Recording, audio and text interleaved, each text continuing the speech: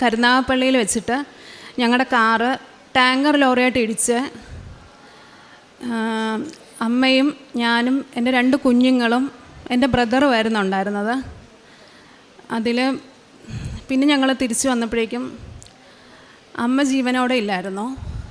ഞാനും എൻ്റെ 2 കുഞ്ഞുങ്ങളും കരുനാഗപ്പള്ളി തൊട്ടുള്ള എല്ലാ ഹോസ്പിറ്റലുകളിൽ നിന്നും റെഫർ ചെയ്ത് ലാസ്റ്റ് വണ്ടാനം മെഡിക്കൽ കോളേജിൽ വന്നു.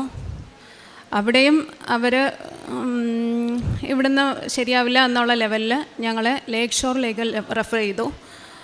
അങ്ങനെ അവിടെ ട്രീറ്റ്മെൻറ്റൊക്കെ എടുത്തു. 16-ാമത്തെ ദിവസമാണ് അമ്മ ഇല്ല എന്നുള്ള കാര്യം ഞാൻ അറിയുന്നത്. പിന്നെ ഡിസ്ചാർജായി വീട്ടിൽ വന്നു. എനിക്കും മോനും ഹെഡ് ഇഞ്ചുറിയും കുറച്ച് കൂടുതൽ പ്രശ്നങ്ങളുണ്ടായിരുന്നു. അങ്ങനെ എൻ്റെ വീട്ടിൽ നിന്ന് കുറച്ച് ട്രീറ്റ്മെൻറ്റൊക്കെ ഓക്കെ ആയി. ഞാൻ വോക്കറിൽ നടക്കാറായപ്പോഴേക്കും ഹസ്ബൻഡ് വീട്ടിലേക്ക് പോയി. അവിടെ ചെന്ന് കഴിഞ്ഞിട്ട് നല്ല രീതിയിൽ കെയറും കാര്യങ്ങളൊക്കെ ഉണ്ടായിരുന്നു. പക്ഷേ വല്ലാത്തൊരു ഒറ്റപ്പെടുന്നൊരവസ്ഥയിലായിരുന്നു ഞാൻ. അങ്ങനെ ഹസ്ബൻഡ് അപ്പം ഞങ്ങളെ നോക്കാൻ വേണ്ടിയിട്ട് ജോലി കളഞ്ഞ് നാട്ടിൽ ഞങ്ങളുടെ കൂടെ വന്നിട്ടുണ്ടായിരുന്നു. ഞങ്ങളുടെ ജീവിതത്തിൽ കുറേ ബുദ്ധിമുട്ടുകളും കാര്യങ്ങളൊക്കെ ഉണ്ടാകാൻ തുടങ്ങി. അങ്ങനെ ശരിക്കും ഒറ്റപ്പെടുന്ന അവസ്ഥയിൽ ആയി ഞാൻ. എനിക്ക് എന്താ ചെയ്യേണ്ടതെന്നോ ഒന്ന് സത്യം പറഞ്ഞാൽ എന്താണെന്നൊന്നും ആരോടെങ്കിലും സംസാരിക്കാൻ പോലും എനിക്ക് ആരുമില്ലായിരുന്നു. അങ്ങനെ ഹസ്ബൻഡ് കുറച്ച് നാൾ കഴിഞ്ഞപ്പോഴേക്കും ജോലിക്കായിട്ട് UAE പോയി. പിന്നെ ഞാനും എൻ്റെ കുഞ്ഞുങ്ങളും മാത്രമായി. ശാരീരികമായിട്ട് ഒരുപാട് ബുദ്ധിമുട്ടുകൾ എനിക്കുണ്ടായിരുന്നു. ആ വേദനയും പിന്നെ അമ്മ പോയി എന്നുള്ളത് ഇതുവരെ എനിക്ക് അക്സെപ്റ്റ് ചെയ്യാൻ പറ്റാത്തൊരു കാര്യമാണത്. അങ്ങനെ എന്താ ചെയ്യേണ്ടത് ഒന്നും ഫുൾ ബ്ലാങ്ക് ആയിരുന്നു. ആ സമയത്ത് യൂട്യൂബിൽ കൂടെ ഓരോ ഈ ഞാനൊരു ഹിന്ദുവാണ്, ക്രിസ്ത്യൻ ടോക്കുകളൊക്കെ ഇങ്ങനെ കേൾക്കാൻ തുടങ്ങി. പിന്നെ എൻ്റെ പകലുള്ള ഒരു പരിപാടി എന്ന് വെച്ചാൽ വണ്ടിയെടുത്ത് കോസ്റ്റൽ ഏരിയയിലേക്ക് പോവും. ആ സൈഡിൽ ഒത്തിരി പള്ളികളുണ്ട്. ഞാനപ്പോൾ അങ്ങനെ വേളിയിൽ പള്ളിയിലൊരു ആരാധന ചാപ്പലിൽ വെച്ചിട്ട് എന്നോടൊരു ചേച്ചി എന്നോട് പറഞ്ഞു, മോൾ എപ്പോഴും ഇവിടെ വരുന്ന കാണാമല്ലോ, കൃപാസനം എന്നൊരു പള്ളി ആലപ്പുഴയിലുണ്ട്, മോൾക്ക് എന്തെങ്കിലും വിഷമങ്ങളുണ്ടെങ്കിൽ അവിടെ ചെന്ന് ഉടമ്പടി എടുക്കാമെന്ന് പറഞ്ഞു. അന്നാണ് സത്യം പറഞ്ഞാൽ എൻ്റെ വീട് ഇതിൻ്റെ കുറച്ചടുത്താണ്, അതായത് ഈ കൊമ്മാടി ബൈപ്പാസിൻ്റെ അടുത്താണ് എൻ്റെ വീട്. അന്നാണ് ഞാൻ ഇതിനെക്കുറിച്ച് കൂടുതൽ അറിയുന്നത്. പക്ഷേ ഒരുപാട് വർഷങ്ങൾക്ക് മുമ്പ് ഞാൻ ഇതുവഴി പോകുമ്പോൾ ഇവിടെ മാതാവിൻ്റെ ഒരു ഗ്രോട്ടോ ഉണ്ട് ഫ്രണ്ടിൽ. അവിടെ ഞാൻ മെഴുകുതിരി കത്തിച്ചിട്ടുണ്ട്, അതെനിക്കറിയാം. പക്ഷേ ഇവിടെ ഉടമ്പടി ഉണ്ടെന്ന് അങ്ങനെയൊന്നും എനിക്കറിയില്ല. അങ്ങനെ ഞാൻ എൻ്റെ മക്കളെ ആയിട്ട് വന്നിട്ട് ഇവിടെ ഒന്ന് ഉടമ്പടി എടുത്ത് പിന്നെ അന്ന് സ്ഥിരമായിട്ട് 2018 അവസാനമാണ് ഉടമ്പടി എടുക്കുന്നത്. അപ്പോൾ ഇവിടെ സ്ഥിരമായിട്ട് ധ്യാനം കൂടാൻ വരണമായിരുന്നു. സത്യം പറഞ്ഞാൽ എൻ്റെ മുട്ടിൽ റോഡ് ചെയ്തിട്ടുണ്ട്, മുട്ടെല്ലാം പോയിട്ട് താഴെ സ്റ്റീലുണ്ട്. ഇത്രയും പ്ലാസ്റ്റിക് സർജറി ചെയ്തേക്കുന്നതാണ്. അപ്പോൾ ശാരീരികമായിട്ട് ഒരുപാട് ബുദ്ധിമുട്ടുകൾ ഉണ്ടായെങ്കിൽ പോലും ഞാൻ ഇവിടുത്തെ പ്രാർത്ഥനകൾ മുട്ടുകുത്തി എന്ന് പ്രാർത്ഥിക്കാൻ തുടങ്ങിയോ അന്ന് തൊട്ട് എൻ്റെ മുട്ടിൻ്റെ വേദനകളെല്ലാം മാറാൻ തുടങ്ങി. പിന്നെ ധ്യാനം കൂടാനായിട്ട് ഞാനും എൻ്റെ കുഞ്ഞും കൂടെ ഇങ്ങോട്ടൊന്നും കയറാൻ പറ്റില്ല ഞങ്ങൾക്ക്. ഞങ്ങൾ എന്നിട്ട് വഴിയില്ല തിണ്ണയിലിരുന്നാണ്. എൻ്റെ മോൻ എന്ന് 1.5-2 വയസ്സേ ഉള്ളൂ ആ സമയത്ത് ധ്യാനം കൂടുന്നത്. കുഞ്ഞിനിപ്പോൾ ഒന്നും അറിയത്തില്ല. കുഞ്ഞ് ആദ്യം ബഹളമൊക്കെ വയ്ക്കും, ചൂടൊക്കെ എടുത്ത് ഭയങ്കര പ്രശ്നമാണെങ്കിലും പിന്നെ അവന് ഇരിക്കാൻ തുടങ്ങി. അങ്ങനെ ഇവിടുത്തെ ആ വെറും തിണ്ണയിൽ വന്നിരുന്ന് ധ്യാനം കൂടിയാണ് എൻ്റെ ജീവിതം മേൽപോട്ട് കയറാൻ തുടങ്ങിയത്. ഒന്നാമതായിട്ട് സാക്ഷ്യം എന്ന് വെച്ചാൽ ഞങ്ങൾ ഇവിടുന്ന് ആക്സിഡൻറ്റ് കഴിഞ്ഞ് എൻ്റെ ഹസ്ബൻഡ് വീട്ടിലേക്ക് തിരിച്ചു ചെന്ന് ഞങ്ങൾ മാത്രം ആയി കഴിഞ്ഞതിന് ശേഷം വീട് നിറച്ച് പാമ്പാണ്. പാമ്പെന്ന് വെച്ചാൽ അടുക്കളയിൽ കുക്ക് ചെയ്യാൻ ചെല്ലുമ്പോൾ വാഷ് ബേസിൻ്റെ അകത്ത് പാമ്പുണ്ടാവും. അത് കഴിഞ്ഞ് ഉറങ്ങാൻ ചെല്ലുമ്പോഴേക്കും കട്ടിലിൻ്റെ അടിയിൽ ഒരു പാമ്പുണ്ടാവും. പിന്നെ ഒരിക്കലും ഞാൻ നോക്കുമ്പോഴേക്ക് എൻ്റെ മോൻ ഒരു പാമ്പിനോട് ഇരുന്ന് കളിച്ചുകൊണ്ടിരിക്കുകയാണ്. എവിടെ നോക്കിയാലും പാമ്പ്. ഇതിനെ തല്ലിക്കൊല്ലാൻ വീട്ടിൽ ആണുങ്ങളാരും ഇല്ല. പിന്നെ അപ്പുറത്തെ ഒരു ചേച്ചിയെ വിളിച്ചിട്ട് ഞാൻ അതിനെ കൊല്ലും. പിന്നെ ബാബാ സുരേഷ് വന്ന് വീട്ടിൽ നിന്ന് മൂർഖനെ പിടിച്ചിട്ട് പോകും. ഇതൊക്കെ സ്ഥിരമായി. സത്യം പറഞ്ഞാൽ പേടിച്ചിട്ട് വീടിൻ്റെ അകത്ത് ജീവിക്കാൻ പറ്റാത്ത അവസ്ഥയായി. പിന്നെ ഞങ്ങൾ ഉറക്കം താഴത്തെ നിലയിൽ നിന്ന് മുകളിലേക്കാക്കി. കാരണം ഭയമാണ്, രാത്രി ആകുമ്പോഴത്തേക്ക് എവിടുന്നാണ് പാമ്പ് ഇറങ്ങി വരുന്നതെന്ന് അറിയില്ല. അങ്ങനെ ഒത്തിരി വിഷമിച്ചിരിക്കുന്ന സമയത്താണ് ഞാൻ പള്ളിയിൽ പോകാൻ തുടങ്ങി. ഇവിടത്തെക്കുറിച്ച് അറിഞ്ഞ് ഇവിടെ വരുന്നത്. ഇവിടെ ഞാൻ ആദ്യമായിട്ട് വന്നന്ന് ഇവിടുന്ന് മാതാവിൻ്റെ ഒരു ഫോട്ടോ വാങ്ങിച്ച് ഞാൻ എൻ്റെ വീട്ടിൽ കൊണ്ടുപോയി. അതെൻ്റെ വീട്ടിൽ കൊണ്ടുവന്ന് വെച്ചിട്ട് അന്ന് തൊട്ട്, അതായത് 2018 തൊട്ട് ഈ നിമിഷം വരെ എൻ്റെ വീട്ടിൽ പാമ്പില്ല. പിന്നെ ഇടയ്ക്ക് വെച്ച് എല്ലാവരും പോലെ എനിക്കൊരു ഡൗട്ട് തോന്നി, ചിലപ്പോൾ ഇനിയിപ്പോൾ പാമ്പ് അത് നമ്മുടെ തോന്നലായിരിക്കും അല്ലേ, അതൊക്കെ അതിൻ്റെ സമയമായപ്പോൾ അത് മാറിപ്പോയതായിരിക്കും എന്ന് തോന്നി. അന്ന് എൻ്റെ വീട്ടിൽ പാമ്പ് വന്നു. പാമ്പ് എന്ന് വെച്ചാൽ മതിൽ കെട്ടിയിരിക്കുന്നതിൻ്റെ താഴെയായിട്ടൊരു ചെറിയ ഹോളുണ്ട്. ഹോളിൻ്റെ അപ്പുറത്തൂടെ പാമ്പ് നിരച്ച് വരാൻ തുടങ്ങിയപ്പോഴേക്കും എൻ്റെ മക്കൾ പറഞ്ഞു, അമ്മയെ പാമ്പ് വരുന്നു എന്ന് പറഞ്ഞു.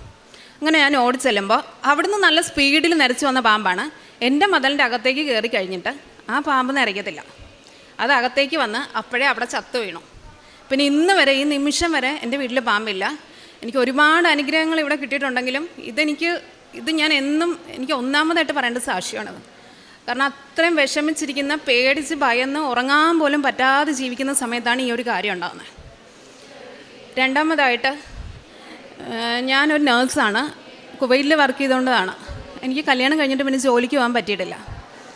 അങ്ങനെ പക്ഷേ എൻ്റെ സർട്ടിഫിക്കറ്റ്സ് എല്ലാം നഷ്ടപ്പെട്ടു പോയി, കുവൈറ്റിൽ നഷ്ടപ്പെട്ടു പോയി. എനിക്കത് തിരിച്ചെടുക്കാനായിട്ട് ഒരു ഫോട്ടോസ്റ്റാറ്റ് കോപ്പി പോലും എൻ്റെ കയ്യിലില്ലായിരുന്നു.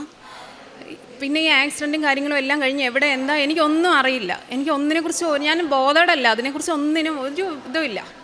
അങ്ങനെ പിന്നെ എനിക്ക് ജോലി വേണോ, 2 ചെറിയ കുട്ടികളുള്ള, അവരെ ഇട്ടിട്ട് ജോലിക്ക്. അപ്പോൾ ഹസ്ബൻഡ് പറഞ്ഞു ഇവരെ ഇട്ടിട്ട് ജോലിക്ക് പോകാൻ പറ്റില്ലല്ലോ. അങ്ങനെ പക്ഷെ ഒരു ഫോട്ടോസ്റ്റാറ്റ് കോപ്പി പോലും ഇല്ല ഈ സർട്ടിഫിക്കറ്റ്സ് എടുക്കാൻ. ഉടമ്പടി എടുത്തു കഴിഞ്ഞ് അത്രയും വർഷം നോക്കിക്കൊണ്ടിരുന്നിട്ട് കാണാത്ത സർട്ടിഫിക്കറ്റ്സിൻ്റെ കുറച്ച് കോപ്പികൾ എനിക്ക് കിട്ടി.